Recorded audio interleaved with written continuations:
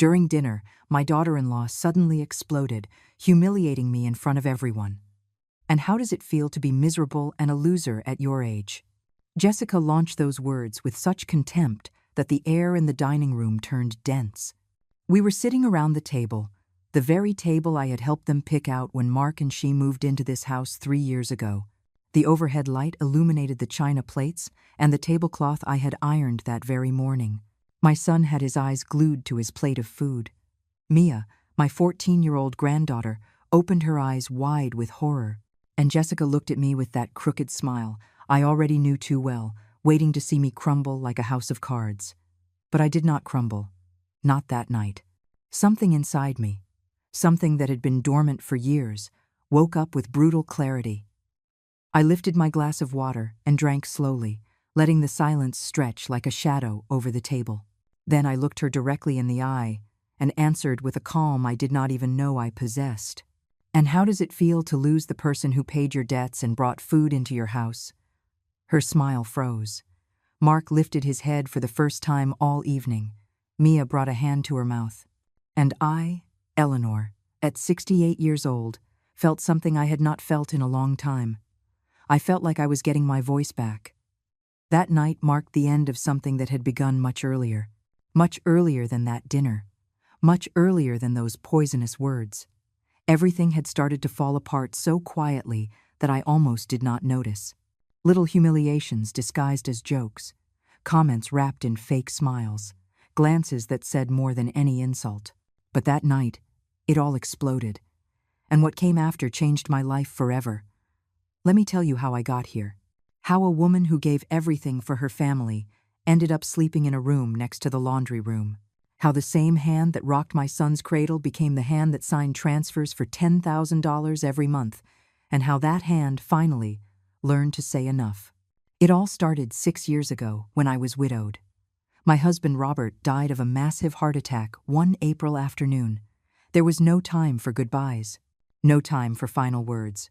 One moment he was trimming the bushes in the yard, and the next he was gone, just like that. That cruel.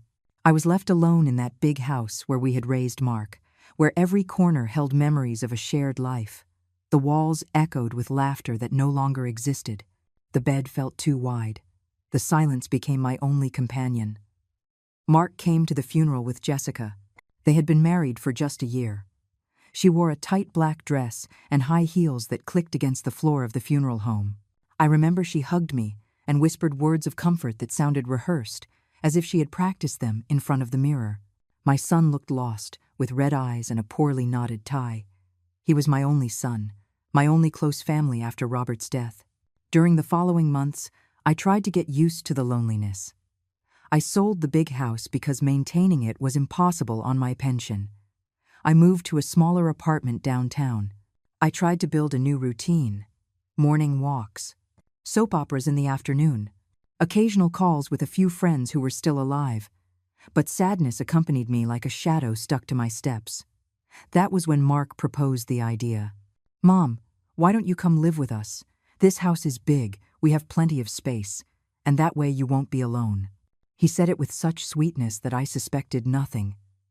Jessica nodded beside him with a smile that seemed genuine to me at the time. I thought it was the perfect solution. I would be close to my son. I would get to know my daughter-in-law better. Maybe grandchildren would arrive soon and I could help raise them like I had raised Mark. The idea filled me with hope for the first time in months. I moved into their house in June of that same year. At first, everything seemed to work out well. I had my own room on the second floor, with a window facing the yard and a private bathroom. I helped with the housework without being asked. I cooked the meals Mark loved as a kid. I cleaned. I ironed. I did the grocery shopping. I felt useful. I felt part of something again. Jessica worked at a clothing boutique and came home late most nights. Mark had a job at a logistics company that I never fully understood. Both of them complained constantly about money, the bills that were piling up, the unexpected expenses, the maxed-out credit cards. I would listen to these conversations from the kitchen while I prepared dinner and feel a pang of guilt in my chest. One day, Mark sat down with me in the living room. "Mom, I need to ask you for a favor. We're just going through a tough time with finances. Jessica has some debts from before we were married, and we're trying to get on top of it. Do you think you could help us out with something monthly? Just until we get stabilized." I looked at my son and saw the boy he had been. I saw his pleading eyes. I saw the shame on his face for having to ask his mother for money, and I could not refuse. "Of course, sweetie. How much do you need?" He mentioned a figure. $5,000 a month. It was more than half of my pension, but I thought it was temporary. I thought that in a few months, everything would be sorted out, and my son would be at ease again. So I agreed. I set up an automatic transfer from my account to theirs. On the 15th of every month, without fail. The first few months were manageable. I adjusted my personal expenses. I bought fewer clothes. I went out less. But I did not mind because I was helping my son. That was what mothers did. Sacrifice. Give without expecting anything in return.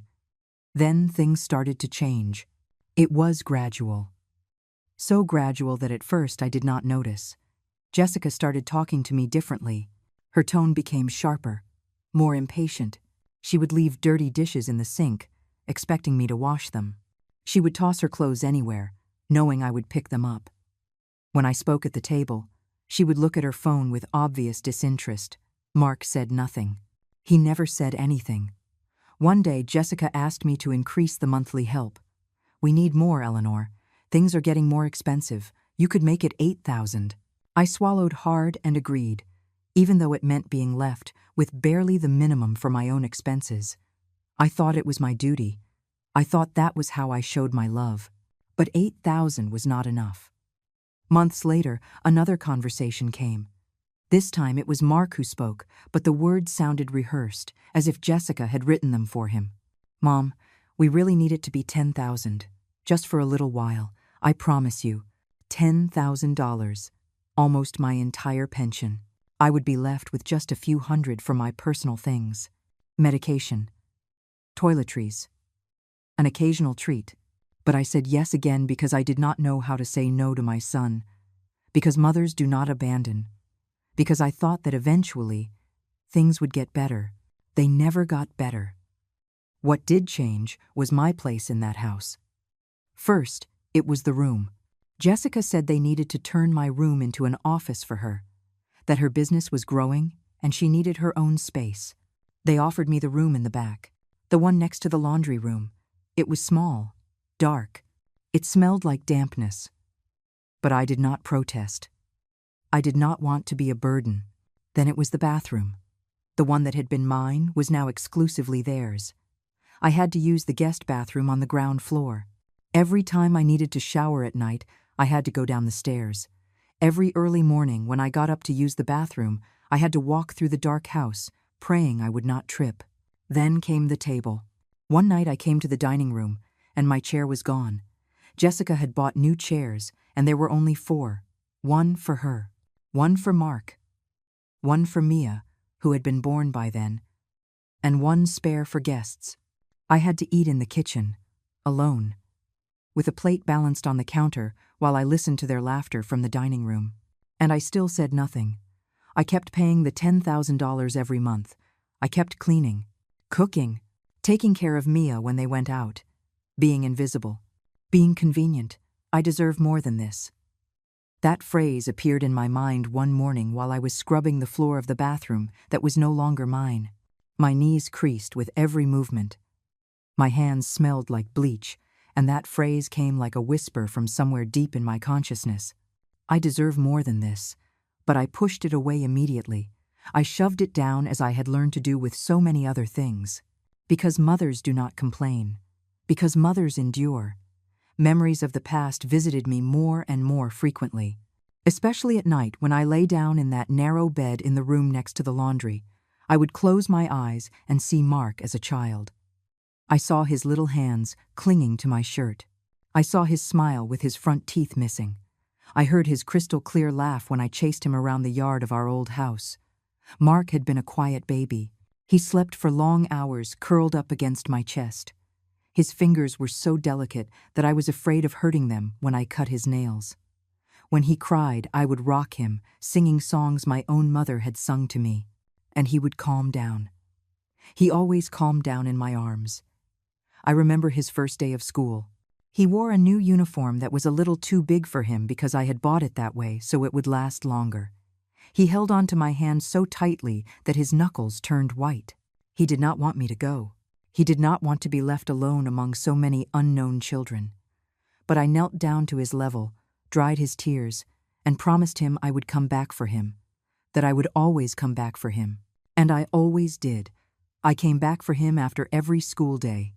I came back for him when he got chickenpox and no other mother wanted their kids near him.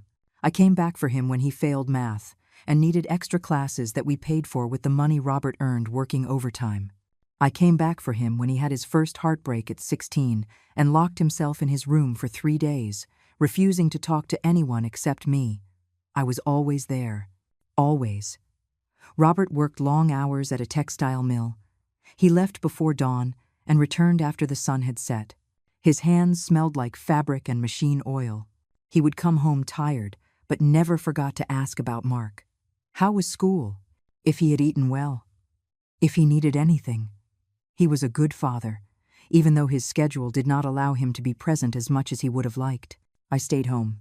I cooked. I cleaned. I managed the little money we had with the precision of a watchmaker. Every dollar counted. Every cent had a destination. But Mark never lacked for anything. Maybe he did not have the most expensive toys or designer clothes, but he had love. He had attention. He had a mother who would have given her life for him without a second thought. The afternoons were our special time. When Mark finished his homework, we would sit together on the living room sofa. Sometimes we watched television. Other times we just talked. He told me about his friends, his teachers, his dreams. He wanted to be an airplane pilot.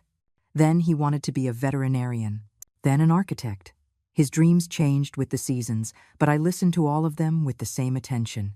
I told him he could be whatever he wanted, that I believed in him. On Sundays, we went to the park. The 3 of us, Robert, Mark, and me. We bought ice cream with the money I had saved during the week. Mark would run among the trees while Robert and I watched him from a bench. My husband would take my hand and squeeze it gently. "Look what we made," he would say. "Look at what a beautiful boy." And I would nod, feeling my heart expand inside my chest. Those memories sustained me now. In this house where I no longer had a place, in this life where I had become invisible, because the Mark I knew no longer existed. Or maybe he had always existed, but I had refused to see him. The boy who hugged me had turned into a man who would not even look me in the eye. The boy who cried when I left had become a man who did not notice my presence until he needed something. The boy who said I was the best mom in the world now allowed his wife to treat me as if I were less than nothing. And I kept looking for the boy in the man. I kept waiting for the day he would wake up and remember who had always been there, who had raised him, who had loved him unconditionally. But that day never came. The humiliations continued to escalate. Jessica began asking me to do increasingly degrading things, to wash her underwear by hand because the washing machine did not get it clean enough, to iron the sheets on her bed every 3rd day, to polish her shoes before she left for work. And I did it. I did it all without protest because I was afraid. Afraid they would kick me out, afraid of being alone again, afraid of losing my son forever. One day she came home with bags from an expensive store, new clothes, new shoes, a designer handbag that cost more than what I spent on food for 2 months. I knew because she left the receipt on the kitchen table. I saw it while I was cleaning. $2,500 for a single handbag. Meanwhile, I was wearing the same coat I had for 5 years. My shoes had worn out soles. My underwear had holes that I mended myself because I had no money to buy new ones. But Jessica had a $2,500 handbag, paid for with my pension, with my money, with my $10,000 a month. I could not sleep that night. I stared at the ceiling of the dark room next to the laundry. I listened to the constant drip of a poorly closed faucet. I listened to Jessica's footsteps on the floor above. I listened to my own ragged breathing as tears rolled into my ears. I don't need permission to start over. Another phrase? Another whisper from that place inside me that refused to die completely. But I did nothing with that phrase either.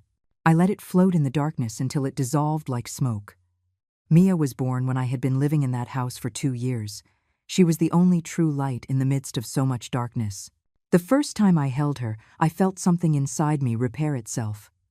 Her eyes looked at me with the same trust that Mark had looked at me with so many years ago. Her freshly bathed baby smell, her soft skin, her little sighs as she slept against my chest. Jessica did not want to breastfeed. She said it would ruin her figure. So I prepared the bottles. I fed her at midnight when she cried from hunger. I changed her diapers. I rocked her until she fell asleep. Jessica only appeared for the photographs, for the social media posts, where she looked like the perfect mother. As Mia grew, she became my companion, my little accomplice. When she learned to walk, her first steps were towards me. When she learned to talk, one of her first words was Grandma. She looked for me when she was scared. She looked for me when she was sad. She looked for me when she wanted someone to truly listen to her. I told her stories before bed. Stories of princesses who did not need rescuing. Stories of brave women who faced dragons and won. She would listen to me with wide eyes, completely absorbed in every word, and when I finished, she would hug me with her little arms and say, "I love you, Grandma," and I felt it was all worth it, that all the humiliations were bearable if I could be near her. But Jessica soon ruined that too. She began to limit the time I spent with Mia. She said I was spoiling her, that I was teaching her bad habits, that she needed to learn to be independent. So she forbade me from entering her room after 8 o'clock at night. She forbade me from giving her sweets.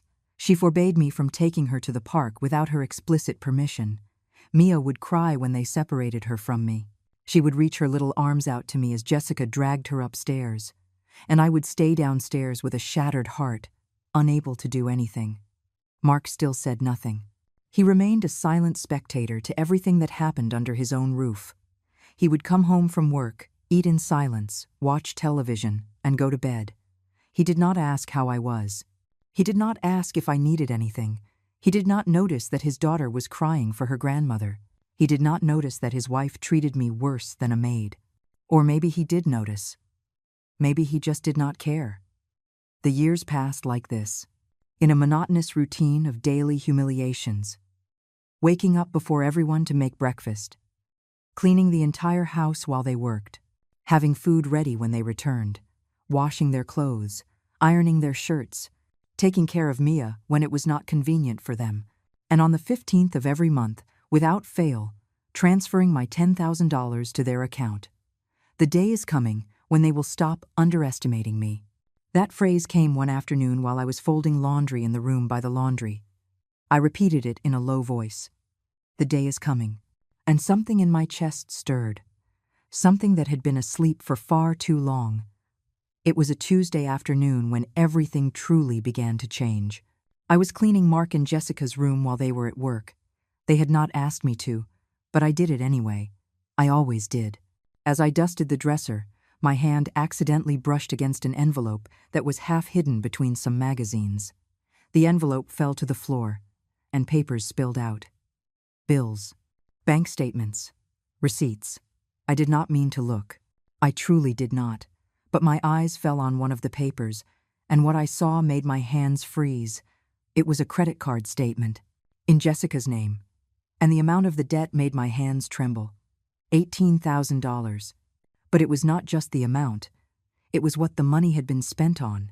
Expensive restaurants, spas, hair salons, designer clothing stores, beach trips I did not know they had taken, luxury hotels, bottles of wine that cost more than I spent on food in a week. I kept looking at the other papers. There were more cards, more debts, all in her name. They totaled more than $40,000. $40,000 in whims and luxuries, while I lived in a room next to the laundry, eating the leftovers from their dinners. My legs gave out. I sat on the edge of their bed, the bed that I made every morning, the bed with Egyptian cotton sheets that I ironed. And I felt something break inside me. It was not dramatic. It was not loud. It was like a silent crack in a wall that has been bearing too much weight for too long. My $10,000 a month were not paying for the household's food. They were not paying the utility bills. They were not maintaining a home. They were financing the lifestyle of a woman who treated me like garbage. They were paying for her designer bags while I mended my old underwear. They were paying for her romantic getaways while I slept listening to the drip of a broken faucet. I put the papers back exactly as I had found them. I left the room on shaky legs. I went down the stairs, clinging to the railing because I felt like I would fall at any moment. I reached my laundry room and sat on the bed. The tears did not come. There was just a huge, cold emptiness in my chest. For years, I had told myself I was helping my son, that I was contributing to his well-being, that I was being a good mother. But it was not true. I was being a fool, an idiot, a woman too scared of being alone to see the truth right in front of her eyes. That night, Jessica came home with more shopping bags, new shoes, a red dress that must have cost a fortune. She dropped them in the entryway, expecting me to pick them up and put them away in her closet. Like always, like every day. But this time, something was different. I looked at those shoes on the floor. I looked at Jessica going up the stairs without even acknowledging my presence. And I felt anger, a quiet, deep anger that came from a place I did not know existed inside me. I picked up the shoes. I took them to her room. I placed them in her closet next to the other 20 pairs she already had. I closed the door carefully, and as I walked back to my room, I whispered under my breath, "I didn't come for revenge. I came to take back what is mine."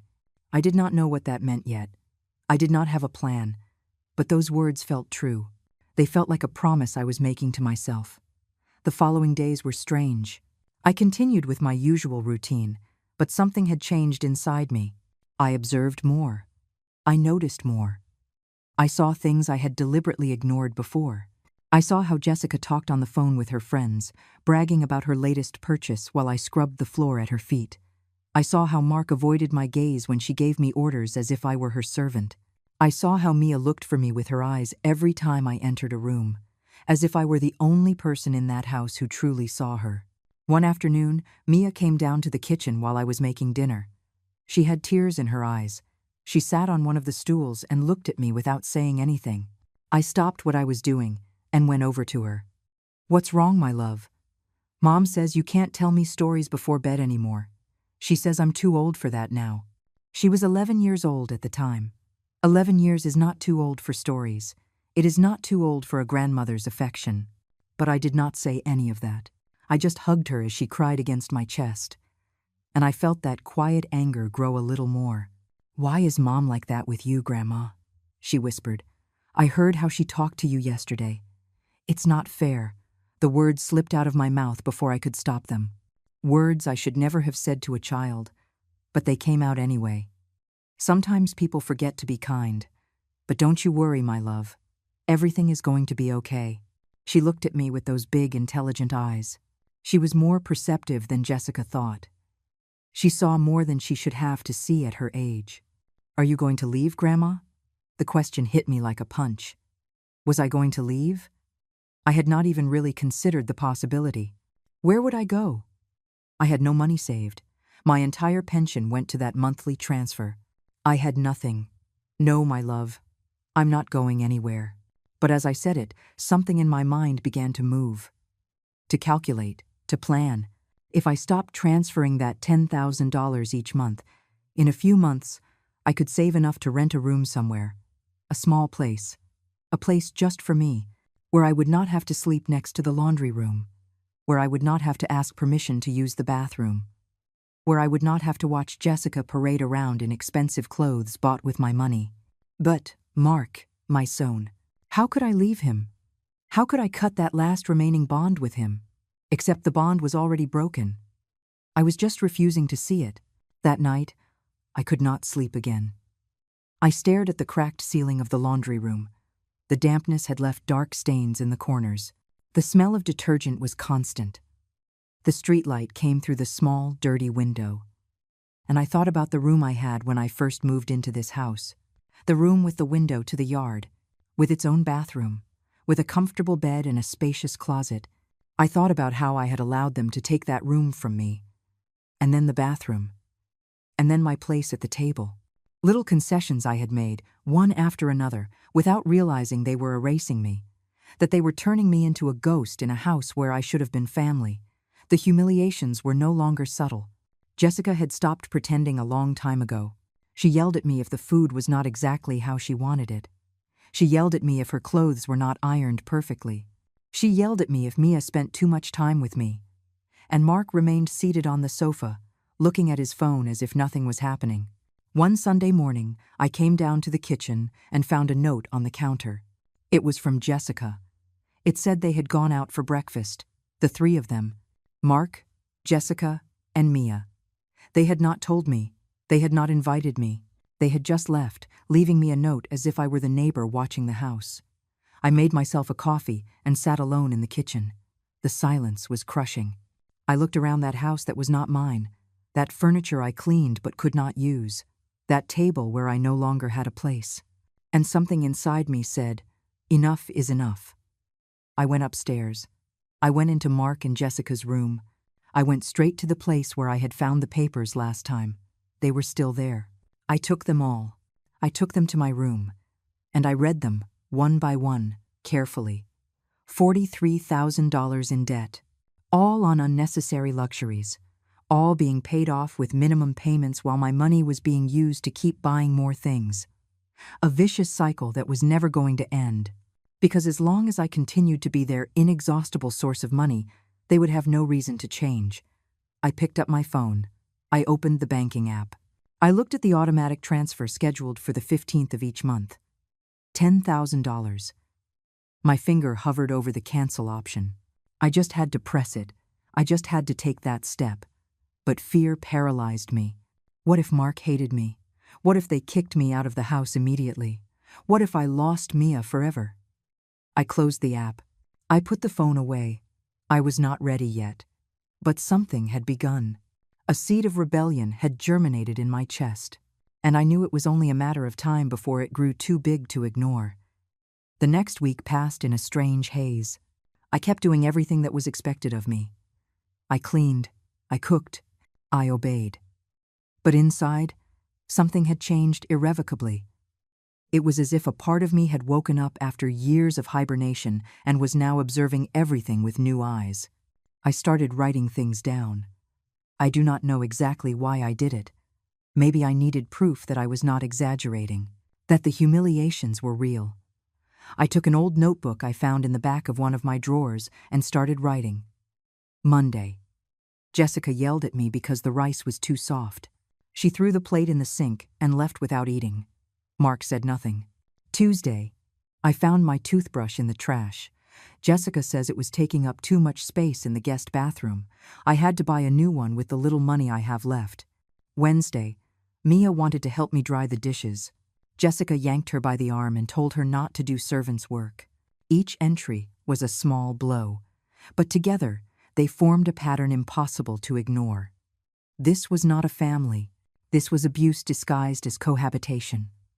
My phrases of resistance began to appear more frequently. I wrote them in the margins of the notebook. I repeated them silently while I scrubbed floors or folded laundry. I deserve more than this.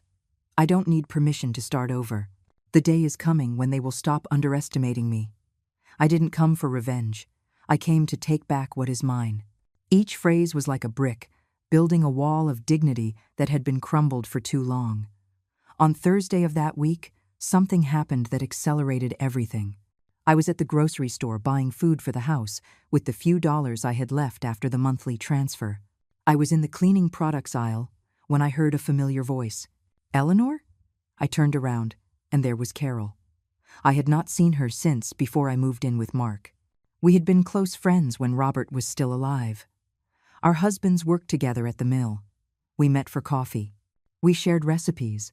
We laughed together about things I could not even remember now. Carol, what a surprise to see you. But she was looking at me with concern. Her eyes scanned my worn-out clothes. My hair, which I no longer styled with care.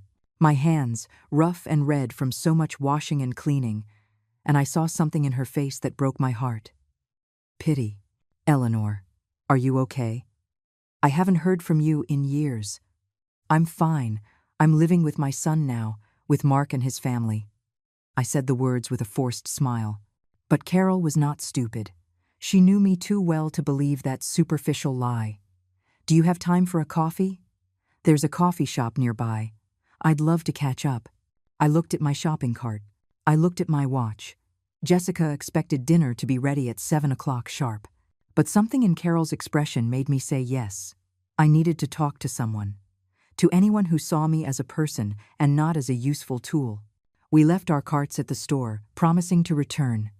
We walked the 2 blocks to the coffee shop. It was a small, cozy place.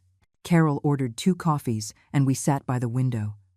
The soft afternoon light illuminated her kind face. Now tell me the truth. How are you, really?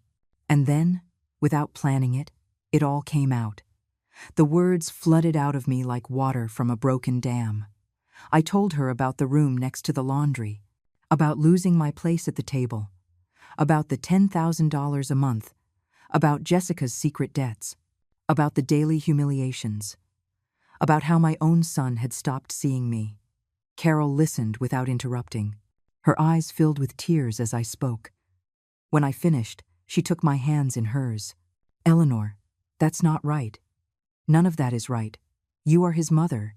You deserve respect. You deserve dignity. I know, but I'm scared, Carol. I'm scared of being alone again. And you're not alone now? Isn't living in that house, surrounded by people who treat you like that, worse than loneliness? Her words hit me with the force of truth. She was right. I was completely alone in a house full of people.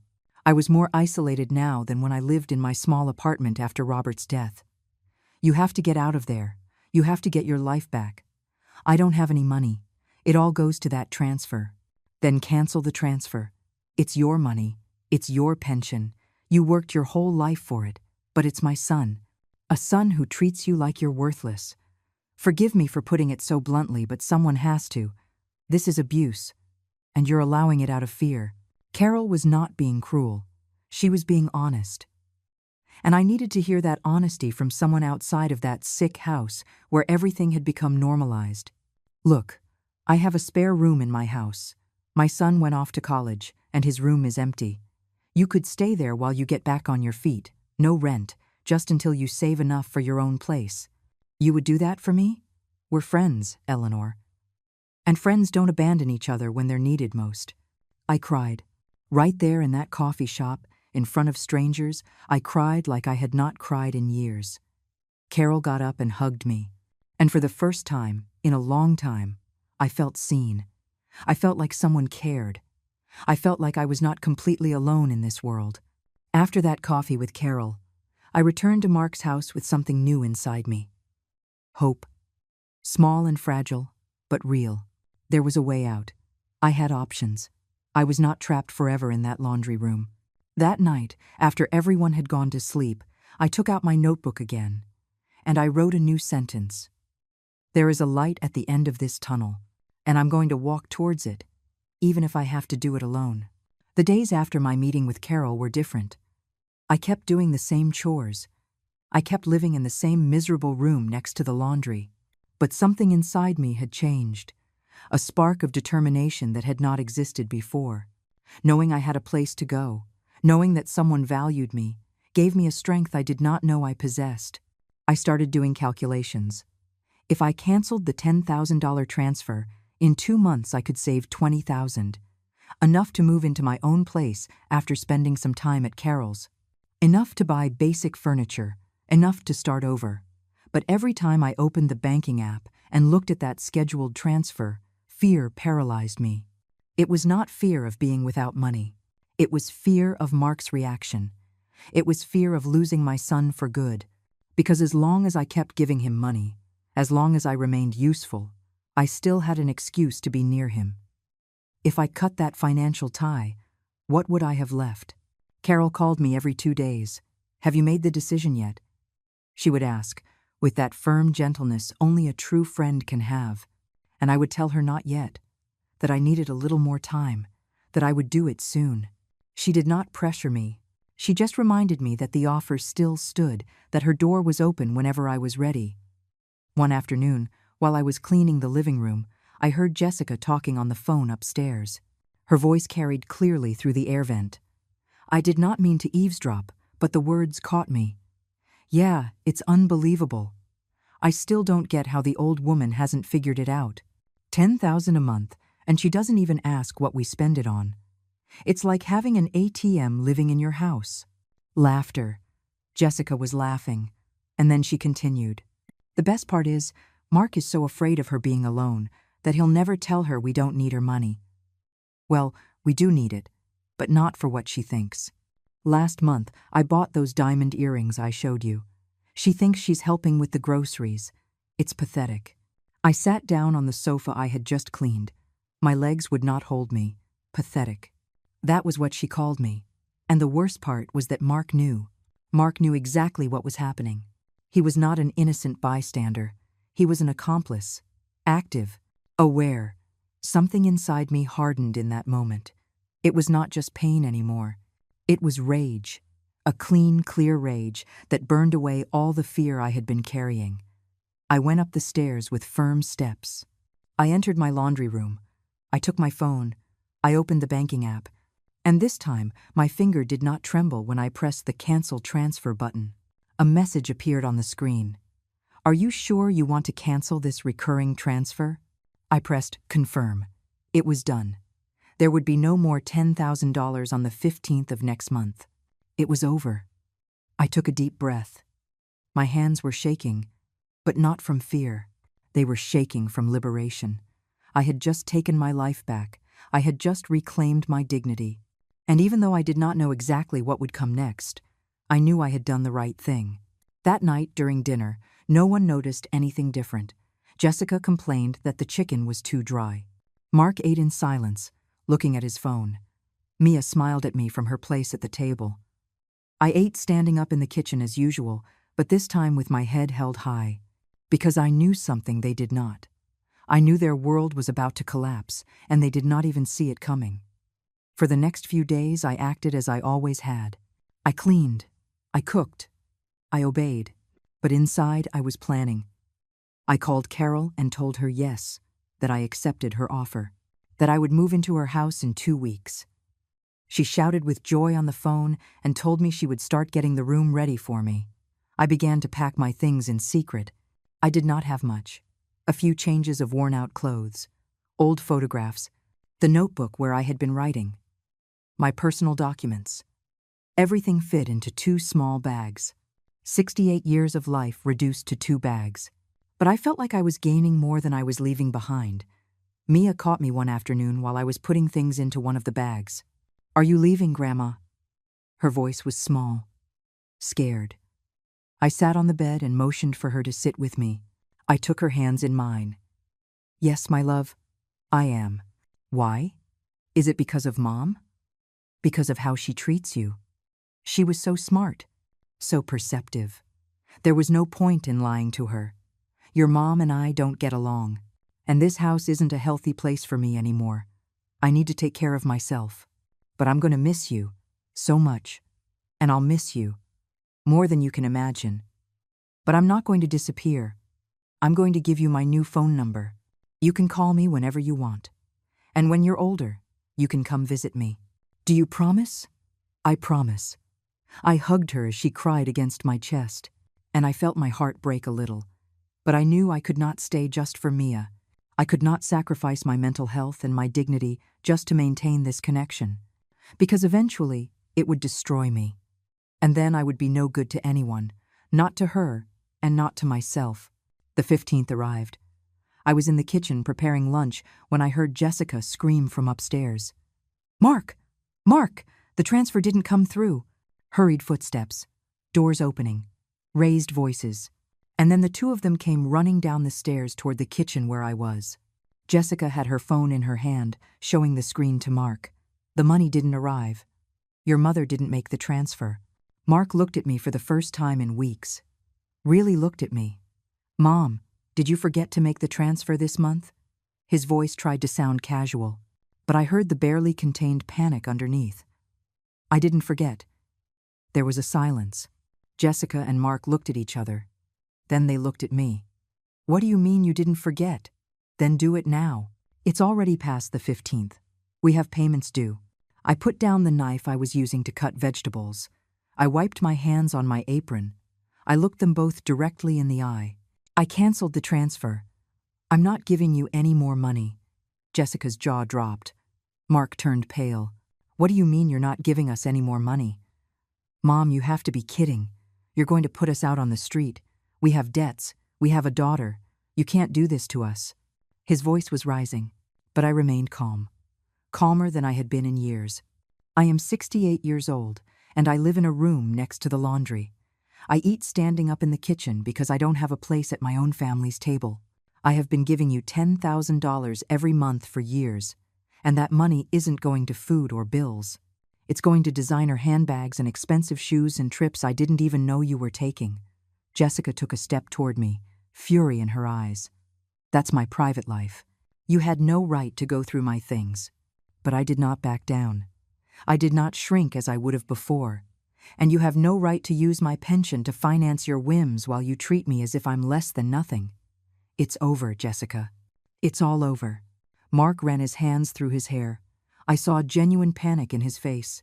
And in that moment, I understood that Carol was right. My son did not love me.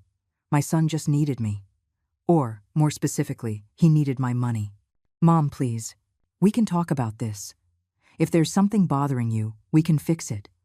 But you can't just cut off the money like this. It's not fair. Not fair? You want to talk about what's fair, son? My voice came out firmer than I expected. Mark took a step back, as if my words were a physical push. Jessica crossed her arms over her chest with that look of superiority I knew so well. But this time, it did not intimidate me. This time, I had the power. You want to talk about what's fair? Fine, let's talk. Is it fair that you took away my room to turn it into an office that Jessica uses to store clothes? Is it fair that you took away my place at the table? Is it fair that you treat me like a maid instead of the mother and grandmother that I am? Mom, you're exaggerating. Nobody treats you badly here. Mark tried to sound reasonable, but his voice was shaking. Jessica remained silent for the first time since I had known her.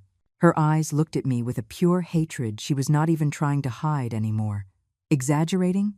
Last night your wife called me pathetic. I heard her on the phone, laughing at me. Laughing that I'm so stupid I keep giving you money without asking what you spend it on. Mark looked at Jessica. She looked away. And in that silent exchange, I saw the whole truth. He knew. He had always known. All this time, I had wanted to believe that my son was innocent, that he was just caught between his wife and his mother. But it was not true. He had chosen. And he had not chosen me. Something broke inside me in that moment. Not with pain, but with clarity. The boy I had raised no longer existed. Maybe he never really had. Maybe I had invented a version of my son that was never real, and now I was finally seeing the man in front of me. A weak man, a selfish man, a man who allowed his wife to humiliate his own mother just to keep the peace in his marriage. We're going to be evicted if we don't pay the mortgage this month. Do you understand that? Do you understand you're going to put us out on the street? Mark's voice sounded desperate, but I no longer felt the need to rescue him.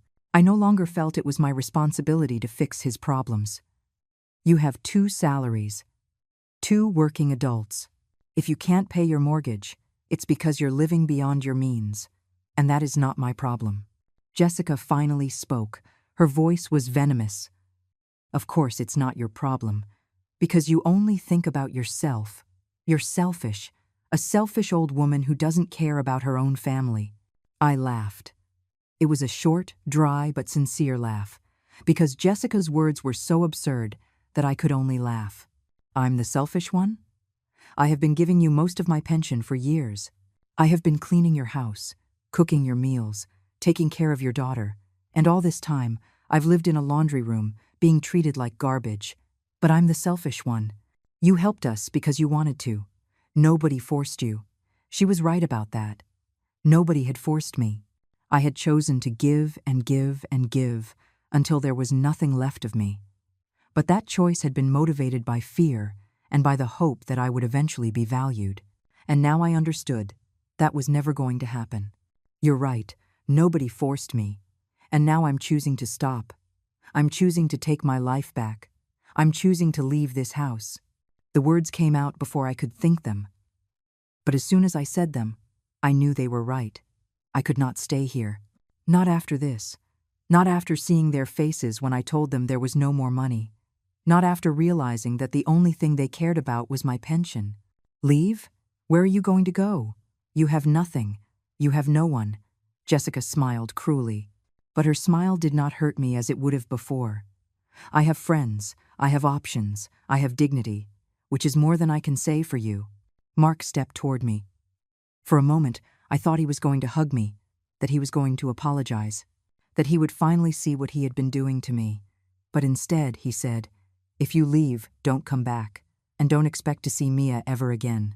His words were designed to hurt me, to make me back down, to make me beg. But they did not work anymore, because I had reached a point where my own peace of mind was worth more than anything else. If that's your decision, I'll have to accept it. But one day Mia's going to grow up, and she's going to ask her own questions. She's going to ask why her grandmother disappeared, and you're going to have to give her answers. I took off my apron. I folded it carefully and left it on the kitchen counter. Then I headed toward my laundry room. Jessica was yelling something at me from the kitchen, but I was not listening to her words anymore. It was just noise. Noise that I would soon leave behind forever. I reached my room and closed the door. My hands were shaking, but not from fear. They were shaking from adrenaline, from liberation. I called Carol. "Can I come today? I can't be here one more day." Her answer was immediate. "Come right now. I'm waiting for you." I finished packing my 2 bags. I looked around the miserable room where I had spent the last few years. The damp walls, the dirty window, the narrow, uncomfortable bed. And I felt not one bit of nostalgia. I only felt relief to be leaving it behind. I heard a soft knock on the door. It was Mia. Her eyes were red from crying. "Are you really leaving, Grandma?" "Yes, my love. I really am." I hugged her tight. I breathed in the smell of her strawberry shampoo. I memorized the feeling of her arms around my neck, because I did not know when I would feel it again. "I love you. Don't you ever forget that. No matter what your parents tell you about me, remember that I love you and that this has nothing to do with you. I love you too, Grandma, and I'm going to call you. I promise." I let her go, even though every part of me wanted to keep holding her. I grabbed my 2 bags and walked out of the room. I walked through the living room I had cleaned 1,000 times. I passed the kitchen where I had cooked 1,000 meals. I reached the front door. Mark was standing there. For a moment, our eyes met. I saw something in his gaze. Regret? Guilt? Or was I just projecting what I wanted to see? "Goodbye, son." He did not answer. He just stepped aside to let me pass. I walked out of that house with my 2 bags and my newly recovered dignity. The afternoon sun hit my face. The fresh air filled my lungs. And with every step I took away from that door, I felt myself getting lighter, as if I had been carrying an invisible weight for years and had finally allowed myself to set it down. I took a taxi to Carol's house. During the ride, I looked out the window, watching the city go by. And I thought about all the times I had left that house only to buy groceries or run errands, always with the urgency to return, always with the fear that they would be annoyed if I took too long. But now there was no urgency. Now there was no fear. There was only freedom. Carol was waiting for me at her front door. When she saw me arrive, she ran to me and hugged me so tightly I could barely breathe. "You did it. I'm so proud of you." And I cried. I cried like I had not cried in years, not from sadness, but from relief, from gratitude, from the overwhelming feeling of being seen and valued after so much time of being invisible. Carol's house was small but cozy. It smelled like cinnamon and fresh brewed coffee. The walls were painted a warm cream color, and there were family photographs everywhere. She showed me the room that would be mine. It was simple: a single bed with a floral comforter, a small desk by the window, a narrow closet, but big enough for my few belongings. And it had a window that looked out onto a garden with trees and birds. Natural light, fresh air, it's perfect. And I meant it. After the dark room next to the laundry, this was a palace. That night, Carol made dinner for both of us. Roast chicken with vegetables. Nothing elaborate, but made with love. We sat together at her small kitchen table, and I realized something. It had been years since I had sat at a table to eat. Years since I had shared a meal with someone who actually wanted my company. Tell me what happened. What finally made you decide? I told her everything. From the conversation I had overheard, where Jessica called me pathetic, to the moment I canceled the transfer. From the confrontation in the kitchen to Mark's threat about never seeing Mia again. Carol listened without interrupting, nodding her head from time to time, her eyes full of understanding. You did the right thing. I know it doesn't feel like it right now, but in time, you'll see it was the best decision of your life. What if Mark never speaks to me again? What if I lose Mia forever? If Mark truly loved you, he never would have let things get to this point. And as for Mia, that girl loves you. When she's older, she'll understand. She'll seek out the truth. Kids always do. That night, for the first time in years, I slept without the noise of the laundry, without the smell of dampness, without the weight of feeling invisible in my own existence. I slept deeply and woke up to the sun streaming through the window. The first few days at Carol's house were an adjustment. She worked part-time at a library, so in the mornings I was alone. At first, I did not know what to do with so much silence, with so much peace. I would sit by the window in my room with a cup of tea and just watch the yard, the birds coming and going, the leaves moving in the wind. Simple things I had forgotten existed. Carol never treated me like a burden. She never made me feel like I owed her anything. We shared the household chores naturally. I cooked sometimes, she cooked others. We cleaned together on the weekends. And in the evenings we sat and watched television or just talked. One afternoon, about a week after I had left, my phone rang. It was an unknown number. I hesitated before answering, but something made me do it. Mom? It was Mark. His voice sounded different, smaller, less certain. It's me. There was a long silence. I heard his breathing on the other end of the line. I need to talk to you. Things are bad here, really bad. Without your money, we can't cover the expenses. The bank is threatening to foreclose on the house. Jessica is desperate. Please, Mom. I just need you to come back, and for us to go back to how things were.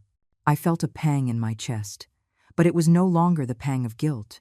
It was something different. It was pity. Pity for my son, who still did not understand anything. I'm not coming back, Mark. But we're your family. You can't just abandon us like this. You abandoned me first. You abandoned me emotionally and psychologically every single day for years. And I stayed because I was afraid. But I'm not afraid anymore. You're being selfish. You're only thinking of yourself and not about Mia. She asks about you every day. She cries at night because she misses her bedtime stories. His words were designed to manipulate me, to make me feel guilty. And part of me did feel guilty about Mia. But the stronger part, the part that had finally awakened, knew I could not go back. If Mia misses me, you can bring her to visit. But I am not going back to that house. And I am not giving you any more money. Then you're just like everyone else. When things get tough, you just run away. I'm not running away. I'm saving myself. There's a difference. I hung up before he could respond. My hands were shaking, but I felt strong. I had held my ground. I had stood firm. And even though it hurt, I knew it was the right thing to do. Carol came into the room and found me crying. Was that him? I nodded, unable to speak. She sat next to me and put her arm around my shoulders. He's going to try to make you feel guilty. It's what people do when they lose control over you. But you're stronger than that. You've already proven it. Over the next few weeks, Mark called several more times, sometimes begging, sometimes threatening, sometimes trying to guilt-trip me by talking about Mia. But I did not give in.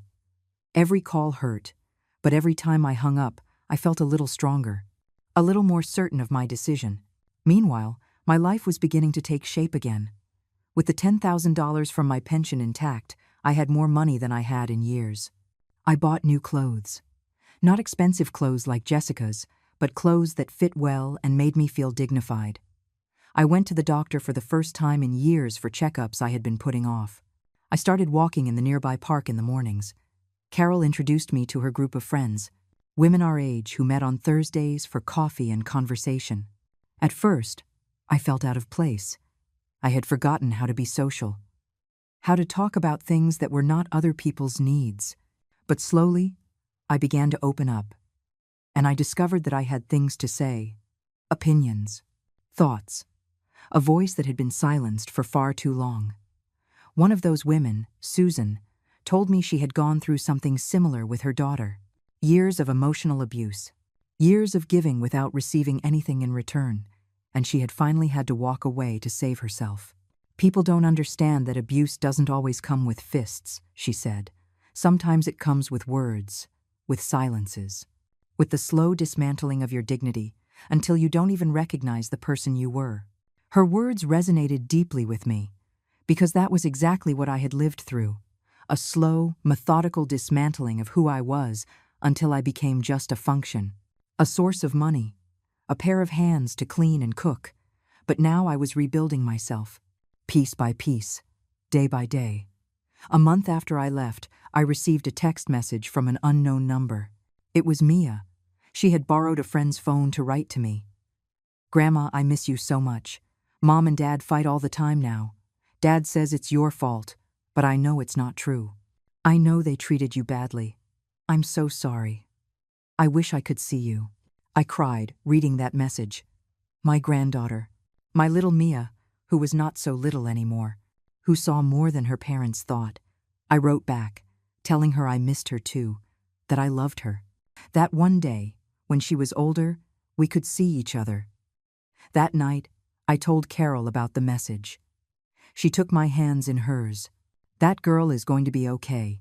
She has your strength in her. You may not see it now, but one day she'll remember your example.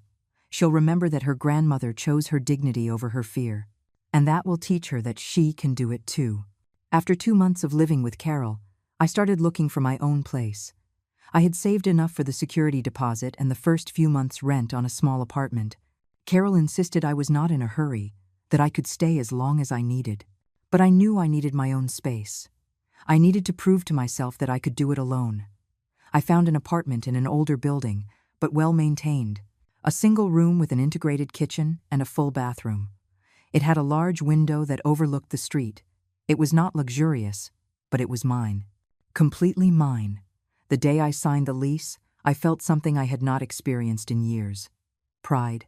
Pride in myself, in what I had accomplished, in the strength I had found when I thought I had none left.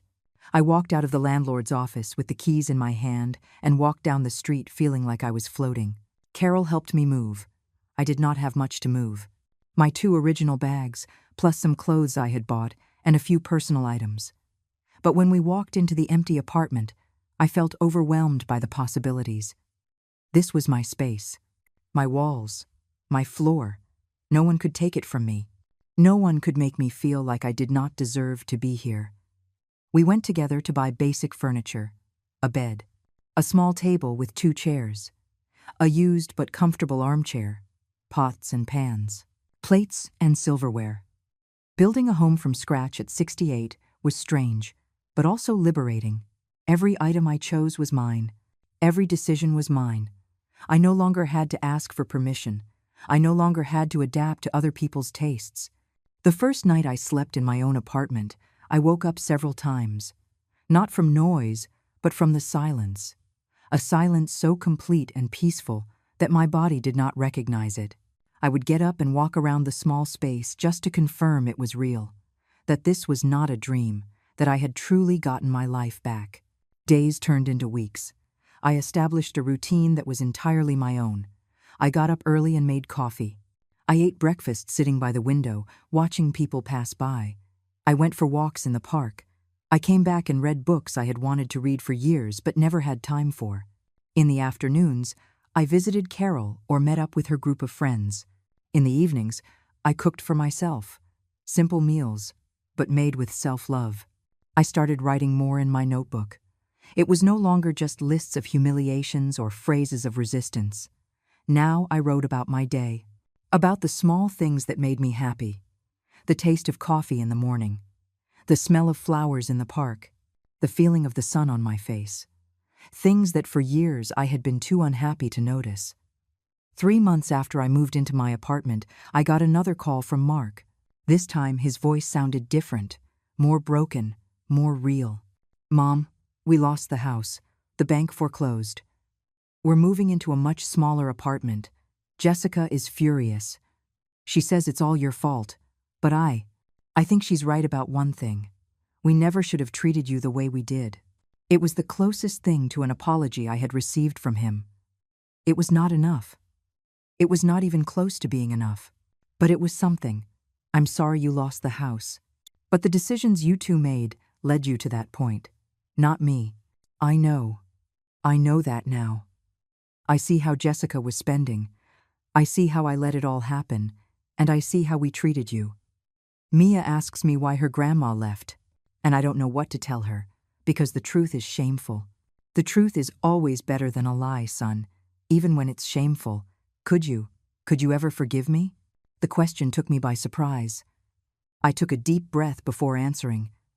"I don't know, maybe someday. But right now, I'm just trying to heal. To rebuild what was broken inside me during those years. I understand. Is it okay if I call you every now and then? Not to ask for money, just to, I don't know, to try and get some of what we lost back. You can try, but I'm not promising anything." We hung up, and I sat in my armchair, looking out the window. Something had loosened in my chest. It was not forgiveness. Not yet. But maybe it was the beginning of something. Or maybe not. Time would tell. Mia started texting me more often. Short messages from her friends' phones. She told me about school, about her friends, about how hard it was living in a small apartment after having a house, about how she missed her room, and how she missed her grandma. I always wrote back. I told her about my apartment, about my walks in the park, about the books I was reading. I sent her pictures of the flowers I had bought to decorate my window, small connections that kept our bond alive despite the physical distance. One day, Carol proposed something unexpected. Her library needed volunteers for the children's reading program. "Would you be interested?" she asked. At first, I hesitated. I had spent so long being just a shadow that the idea of being in front of children, reading them stories, seemed overwhelming.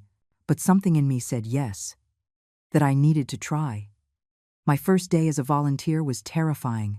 A group of 10 children sat in a semicircle, looking at me expectantly. I took the book I had chosen and began to read. My voice trembled at first. But as I read, as I saw their little faces absorbed in the story, something woke up in me. I remembered all the times I had read to Mark when he was little, all the times I had read to Mia before Jessica forbade me, and my voice became stronger, more confident. The children clapped when I finished. A little girl came up and hugged my legs, saying, "Thank you, ma'am. I like that a lot." And I felt my heart fill with something warm and golden. Purpose, belonging, value. I started going to the library 3 times a week. I became the favorite volunteer for many of the children. I learned their names, their favorite stories, their little quirks, and they gave me something I had lost. They gave me a reason to get up each day with enthusiasm. They gave me the feeling that I still had so much to offer the world. One afternoon, 6 months after I had left Mark's house, I was in the park sitting on my favorite bench when I saw a familiar figure walking toward me. It was Mia. She was taller. Her hair was longer. But it was her, without a doubt. I ran to her, and we hugged in the middle of the path. I cried. She cried. People walked past us, but I did not care. "How did you get here?" I told Dad I needed to come see you. We argued a lot, but he finally agreed. "He's waiting in the car over there." I looked where she was pointing and saw Mark's car parked in the distance.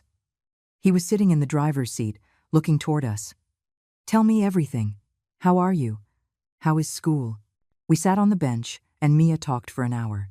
She told me about her new school, about how they did not fight as much at home anymore because they had no money to spend, about how Jessica had to get a second job, about how Dad was different, quieter, more thoughtful.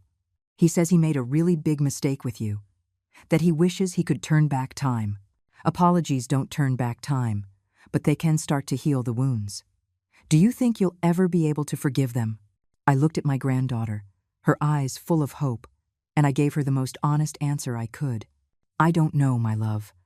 But what I do know is that I am okay, that I am happy, and that I love you more than words can say. I love you too, Grandma, and I'm proud of you. I know what you did was brave, even if Mom says otherwise. Those words, coming from her, meant more than Mia could ever imagine. They meant my example had not been in vain, that she had seen my strength and recognized it as something valuable.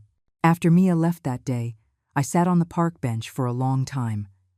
The sun was beginning to set, painting the sky in oranges and pinks, and I thought about the entire journey I had taken, from that dark room next to the laundry to this bench in the park where I could breathe freely.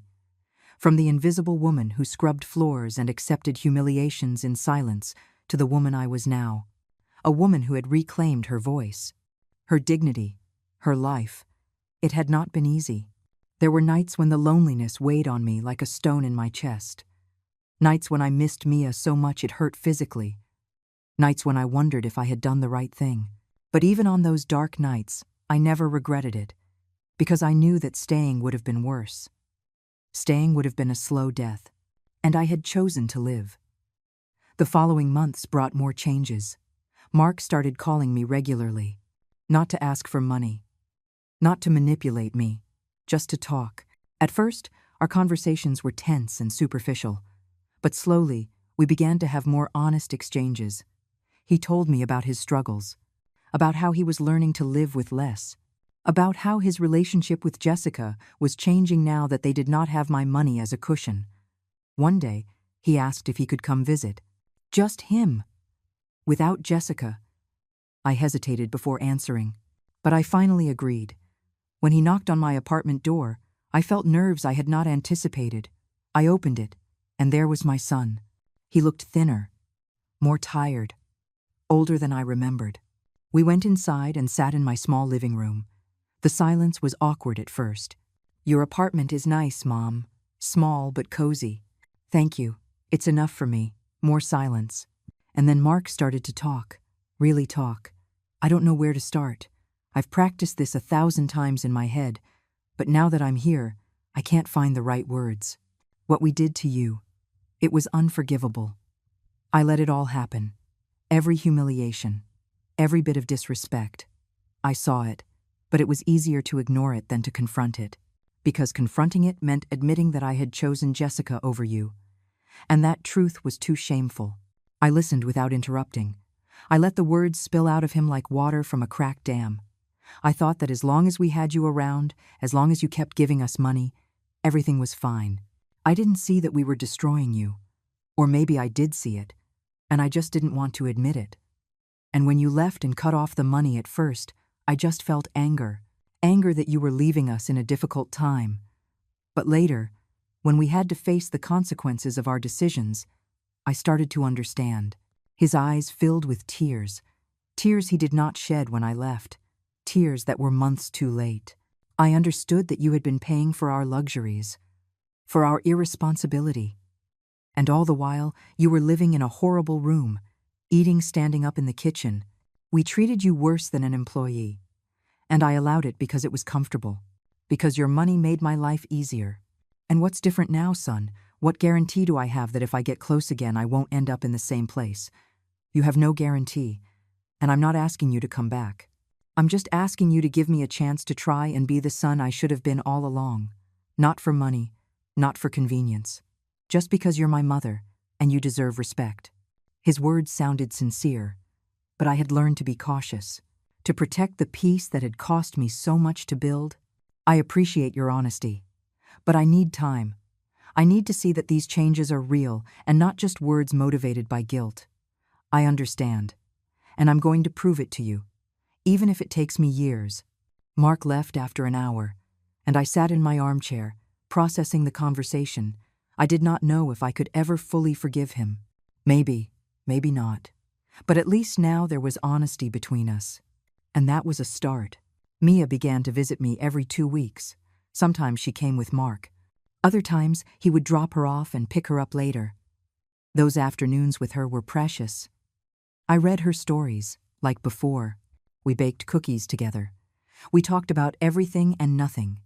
And I watched her grow into an incredible young woman. Smart, compassionate, strong. One day, while we were making cookies, she said something that stuck with me. "Grandma, when I grow up, I want to be like you. I want to be brave like you were." "Why do you say that, my love?" "Because you left when you had to. Because you chose to be okay, even if it meant being alone. Mom says you were selfish, but I think you were brave. And when I grow up, if anyone ever treats me badly, I'm going to remember your example, and I'm going to leave, too." I cried hearing those words, because they meant my suffering had not been in vain, that I had taught something valuable to the next generation, that Mia would not repeat my mistakes of staying too long in places where she was not valued. A year passed from the day I walked out of that house. A year since I canceled that $10,000 transfer. A year since I took back my dignity. And my life was completely different. I had my apartment. I had my routine. I had my friends. I had my volunteer work at the library that filled me with purpose. I had a cautious but honest relationship with Mark. I had Mia in my life. And above all, I had myself. Complete, whole, valued. One Saturday afternoon, Carol organized a small celebration at my apartment. She invited our group of friends. Susan brought a cake. Another friend brought flowers. And we toasted to my first year of freedom, to Eleanor. For her courage. For reminding us all that it's never too late to choose yourself. The glasses clinked, and I felt a happiness so profound it almost hurt. These women had held me up. They had seen me at my worst and helped me get to this moment. And now we were celebrating together, not just my survival, but my rebirth. That night, after everyone had left, I sat by my window with my notebook. And I wrote one last entry. Today marks 1 year since I chose myself. 1 year since I decided that my dignity was worth more than my fear. And I look back at the woman I was, and I barely recognize her. That woman lived in the shadows, waiting for crumbs of love, accepting humiliations because she believed she deserved nothing better. But I am not that woman anymore. Now, I am a woman who knows her worth, who has a voice, who takes up space without apologizing, who understands that self-love is not selfishness, but survival, who knows that sometimes walking away from family is the only way to save yourself. Was it easy? No. Did it hurt? Terribly. Was it worth it? Every second of pain was worth the peace I have now. And if anyone is reading this, if anyone is living what I lived, I want you to know something. You can do it too. You can choose yourself too. You also deserve more than crumbs. You deserve respect. You deserve dignity. You deserve true love that doesn't come with conditions or humiliations. Because in the end, it's not the pension or the house that defines you. It's your ability to get up, time and time again. It's your courage to walk away from what destroys you. It's your strength to build a new life, even when you think it's too late. I did it at 68 years old. And if I could, you can too. I closed the notebook. I looked out the window onto the street, lit by the lamps, and I smiled. A true smile that came from the depths of my being, because I had survived, I had healed, and I had recovered the most important thing of all. I had recovered myself.